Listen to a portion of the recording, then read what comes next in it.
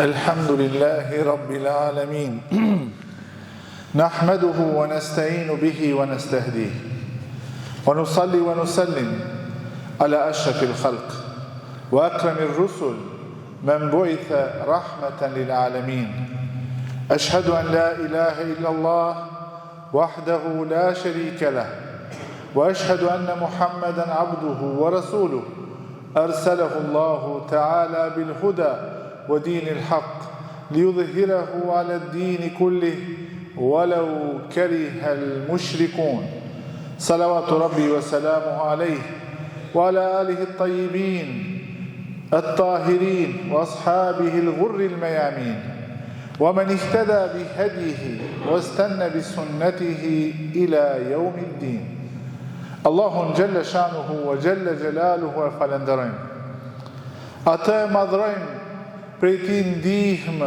mëshirë, udhëzim dhe falje kërkojmë.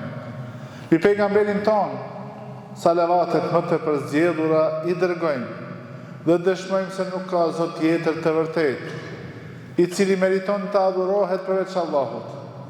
Dhe dëshmojmë se Muhamedi alayhi salatu wassalam është robi dhe i dërguari i tij.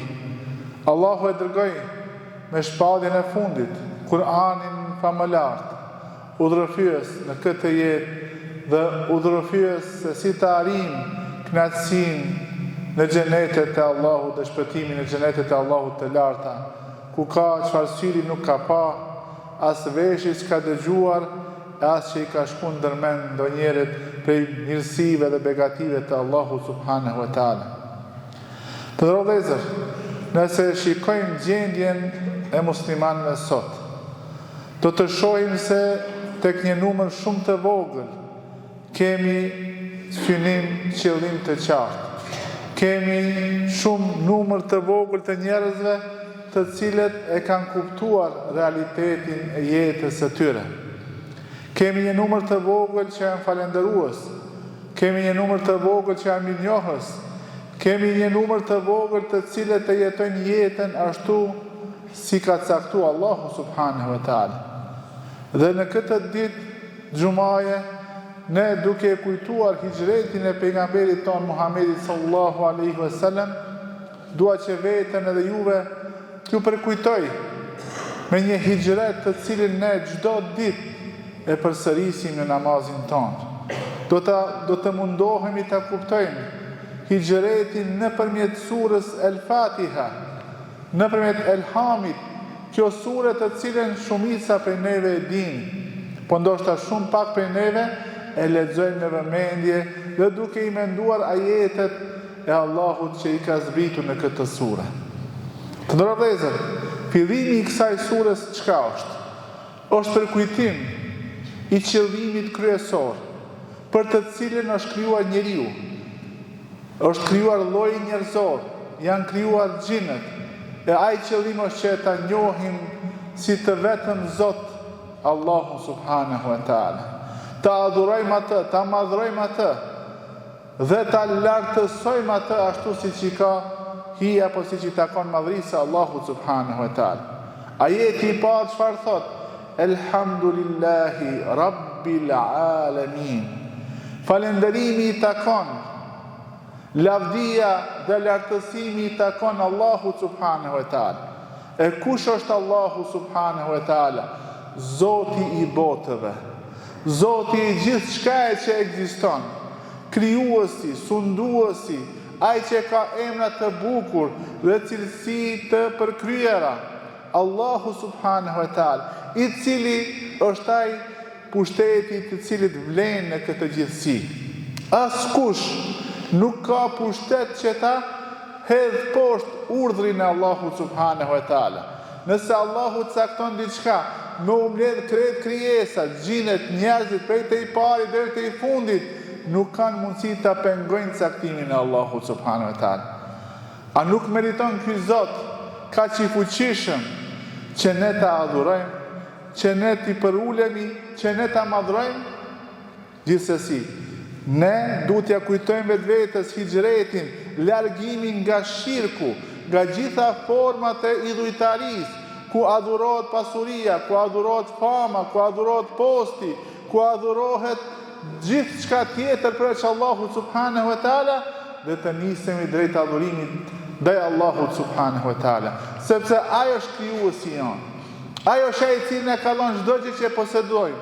Ai është ai i cili na ka krijuar për asgjëje. Dhe ai është i vetmi i cili meriton që ne ta madhrojmë. Pastaj thot Allahu subhanahu wa taala Ar-Rahman, Ar-Rahim.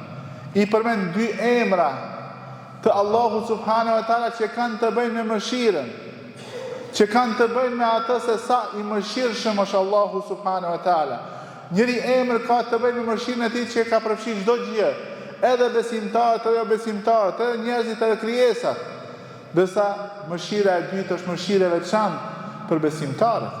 Prandaj është koha që ne të nisim në rrugën e hijretit, braktisjes së mëkateve dhe të drejtohemi drejt gjithë mëshirshmit, mëshirplotit Allahu subhanahu wa taala, duke u penduar.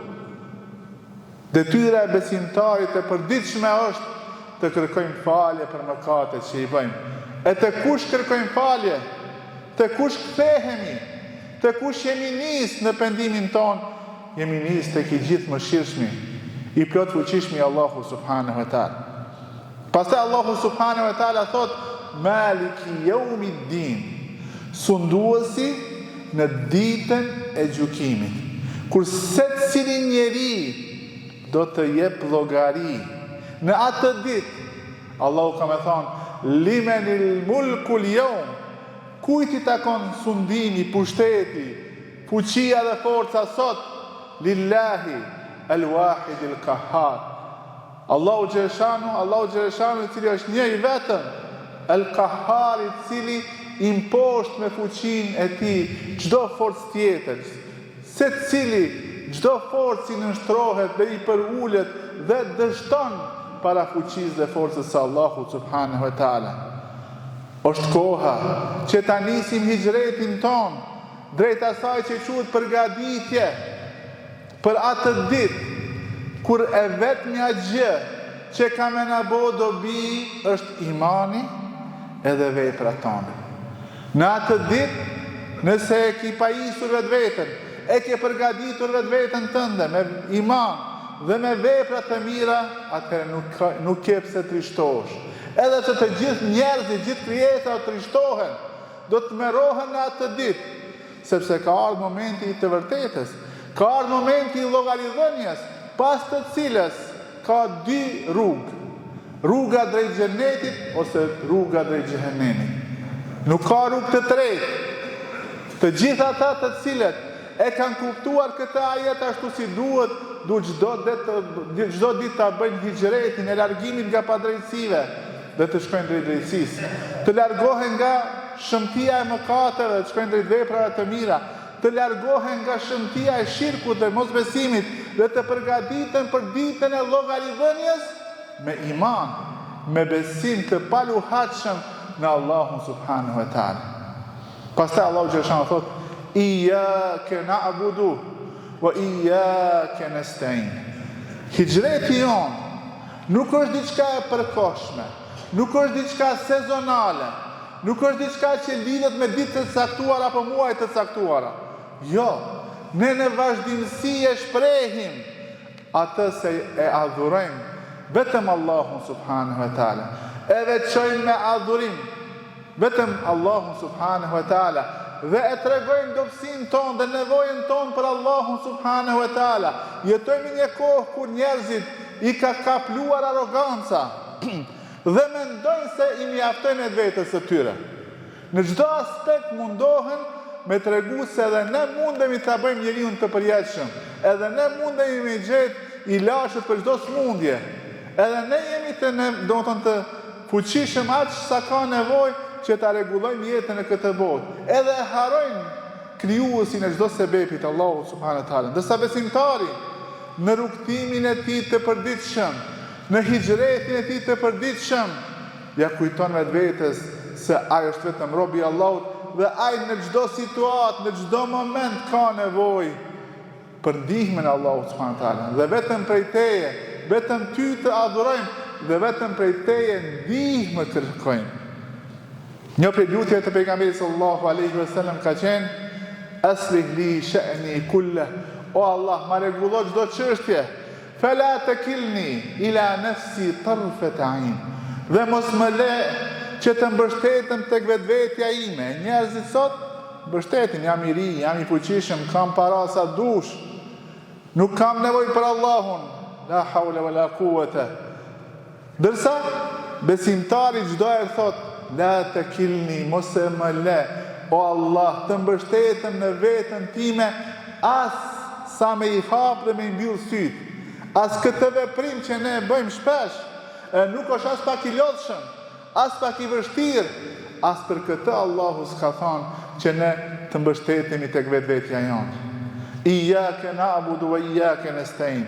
Pastaj thot Allahu subhanahu wa ta'ala: ihdina s-siratal mustaqim. Në hijretin ton të përditshëm, ne vazhdimisht duhet ta lutim Allahun që të na shton udhëzimin. Jo vetëm na tregon rrugën të cilën duhet ta ndjekim, në të cilën duhet të ecim, por e the forcë, vullnet, përkrahje në këtë rrugë, sepse kjo rrugë nganjëherë ka sfidat e veta, i ka provat e veta. Njerëzit edhe shejtanët mundohen që besimtarët i largojnë nga kjo rrugë, duke i josh me gjëra të kësaj dunjaje kalimtare, ndërsa besimtari nuk e haron në asnjë moment se udhëzimi që a jep Allahu është begati prej Allahut, dhe askush nuk ka mundësi që ta udhëzon në rrugën e drejtë përveç Allahut subhanahu wa taala.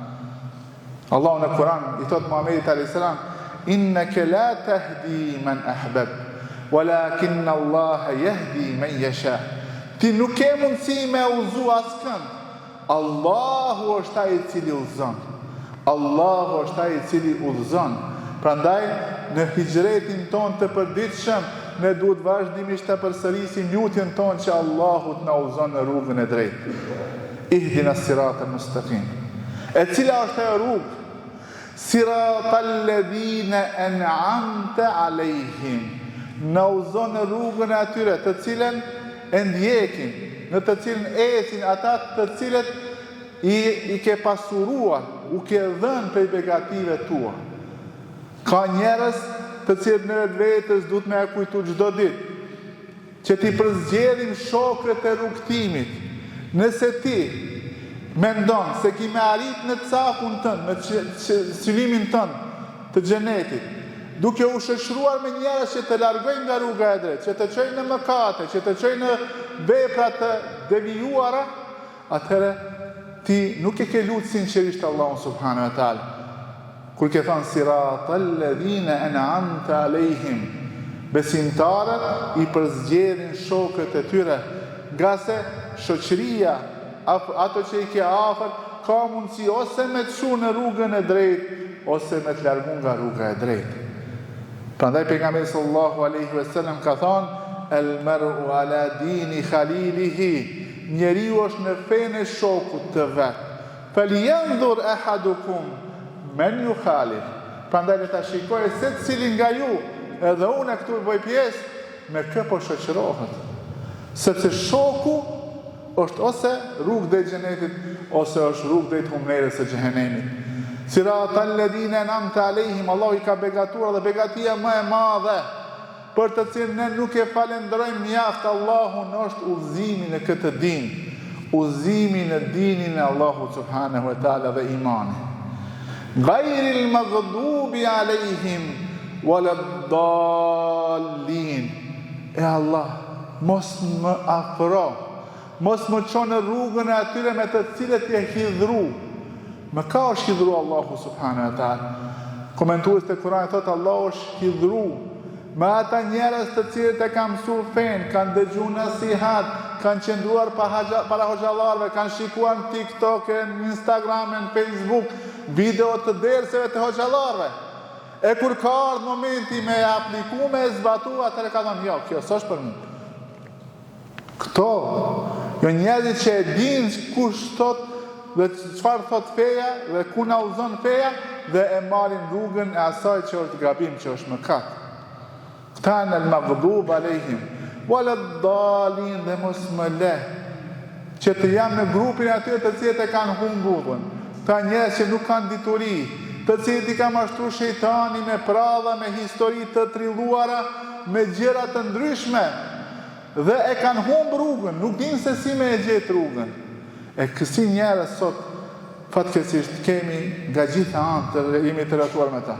Njerëz që e dinë të vërtetën, e kundërshtojnë atë, dhe njerëz që nuk e dinë të vërtetën dhe janë të hutuar dhe janë në lajthitje dhe nuk mundën ta gjejnë rrugën e drejtë. Të ndërë vëllezër, kjo është rrugtimi besimtarit që e bën çdo ditë. Çdo ditë ne në çdo namaz, në çdo recat, ja përkujtojmë vetvetes këto të vërteta, të cilët duhet me qenë caku ynë dhe qëllimi i hijretit tonë. Allahu në lut që ta përmirëson gjendjen tonë, që të na bën të vetëdijshëm për gabimet që i kemi dhe të pendohemi prej tyre. Na bën të vetëdijshëm për begatitë që i kemi dhe të falenderojmë Allahun subhanahu wa taala. Allahu në lutim që të na shton udhëzimin. Allahu në lutim që të na bën vazhdimisht të jemi në shoqërimin e njerëzve të mirë dhe na largon nga shoqërimi i njerëzve të cilët na largojnë nga rruga e drejtë. Aqulu qawli hadha wastaghfirullaha li wa lakum fastaghfiruhu innahu huwal ghafurur rahim.